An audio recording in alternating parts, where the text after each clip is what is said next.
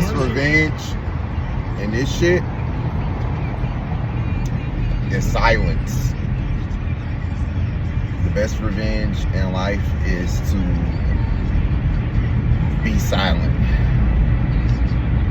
Eat your salads, drink your water, reserve your peace, reserve your energy, and be silent. Because giving your energy to unnecessary situations and dwelling on past situations don't do nothing but deter your healing process. And the best way to heal and the best revenge is silence. Y'all go ahead and, you know what I'm saying, keep living your lives the way y'all live your life. And know that everything's gonna be alright. Y'all heal the way y'all heal. And y'all have a good day.